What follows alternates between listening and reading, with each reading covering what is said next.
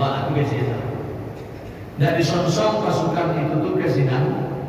Pertahanan saya di Madinah. Anak akan terbunuh kita sekarang ini kata pasukan kita katanya. Nah, itu kan orang-orang munafik itu. Sehingga sebagian orang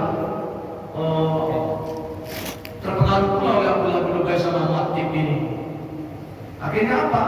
Pasukan Islam yang yakin dengan kemenangan perang itu jadi Allah SWT diberikan oleh Allah nikmat yang namanya kantu. Jadi pasukan itu merasa makan kuat dan sudah mau barang, tak aloknya. Itu yang imannya gue. Yang ragu-ragu tadi batu dan melalui sehingga dihantui oleh kecemasan. Karena dia cemas itulah dia berandai-andai terus. Kata dia, karena dia yakin dan iman kepada Allah SWT. Berandai andai tidak satu ada dua, balian saya ulang melihat tidak satu bayi anak mati kasih gula. Tapi dia oleh Allah Subhanahu Wa Taala apa itu? Kullu kuntum fi buyutikum la barazal ladina kutiba alaihimul qatlu ila madajihim. Apa yang Allah jawab tentang perkataan mereka ini? Sini dikatakan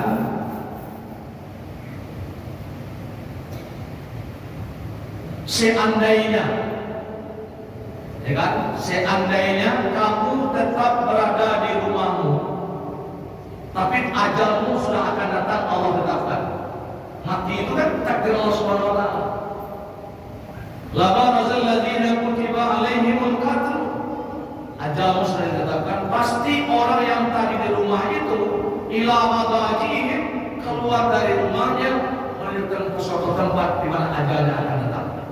Pokoknya Allah menentukan ajal itu di Jakarta, dia tinggal di Padang. Anak-anak usul juga Jakarta ya. Nak nyobainnya sedang. Tidak bisa. Jadi Allah kata kalau kalian berandai kata Allah, andai kematian telah akan datang kata Allah SWT, orang yang ada di rumah berdiam diri, sedang senang-senang sehat-sehat, dia akan keluar rumah. Mungkin sampai keluar rumah ditabrak oleh mobil, oleh kereta, oleh lain. Kalau ajalnya akan di situ. Jadi tidak bisa. Jadi berandai menolak takdir Allah itu berdosa. Karena ada orang berandai itu. Yang kedua, mengucapkan kalimat seandainya itu menggugat syariat. Apa menggugat syariat itu? Andai ibu saya dulu tidak Kristen, saya akan Islam sekarang. Syariat itu kan ditentukan oleh Allah SWT. Toh Nabi amannya juga tidak Islam, tapi jadi Nabi kan. Takdir Allah itu syariat itu tidak boleh digugat. Tidak boleh digugat. Andai Nabi diharamkan kepada kita babi, saya enak makan kita sekarang. Nah, itu kan ayat itu Pak. Tidak boleh orang berandai-andai itu. Itu namanya menggugat syariat Islam. Kemudian ada yang ketiga, mengucap kalimat seandainya itu tidak boleh adalah yang berubah sifatnya penyesalan. Kalau kena menyesal dalam sesuatu, itu juga tidak boleh. Dengan penyesalan mereka akhirnya merasa datang kemudian perkara penyesalan itu. Misalnya, wa in asabaka syai'un fala taqul law anni fa'alta kana kadza wa kadza walakin qul qadarallahu wa ma syaa wa ala fa'illau taftahu amal syaitan. Kata mereka, bila kamu ditimpa satu musibah, maka janganlah kamu mengatakan seandainya tadi aku tidak melakukan ini. Seandainya tadi tak keluar rumahnya, nak tanpa ada kereta. Kami itu sekarang tak. Oh rumah sih tadinya, tak apa-apanya dong. Kan banyak orang andai gitu ya. Andai dia tidak pergi dengan kawannya kemarin naik motor, dia tak akan jatuh. Andai dia tidak berangkat pada sore itu pada hujan lebat itu, dia akan selamat. Tapi Allah mengatakan bagaimana? Jangan berandai-andai seperti itu, tetapi katakanlah kata Allah, ini takdir Allah. Qadarullah. Kalau sudah terjadi, tidak boleh lagi mengungkapkan yang begitu-begituan. Ada bagian yang keempat. Yang keempat adalah ungkapan kekesialan. Misalnya berbisnis, belanja balik barang, kemudian dia tak jual ada laku kan. Kalau satu beli barangku katakan tak rugi ini lagi. Untuk manusia namanya. Tak boleh. Kalau sudah dianalisa barang ini mungkin cocok, dagangannya oke, kita lihat dengan tulus, dibeli ternyata ada laku. Kita contoh